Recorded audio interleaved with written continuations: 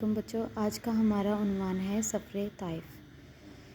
کفار مکہ حضور اکرم صلی اللہ علیہ وآلہ وسلم کی بات کو سننے سے مسلسل انکار کرتے رہے۔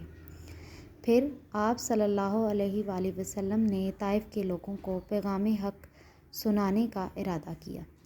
نبوت کے 10ویں سال شوال کے مہینے میں آپ صلی اللہ علیہ وآلہ وسلم اپنے غلام حضرت زید بن حارث رضی اللہ تعالیٰ عنہ کے ساتھ طائف تشریف لے گئے تاکہ وہاں کے لوگوں کو اللہ تعالیٰ کا پیغام پہنچائیں۔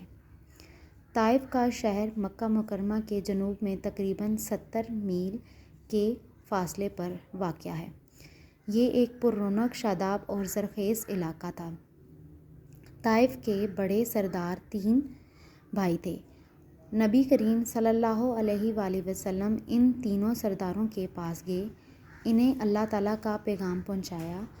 انہوں نے آپ صلی اللہ علیہ وآلہ وسلم کی شدید مخالفت کی۔ شکریہ۔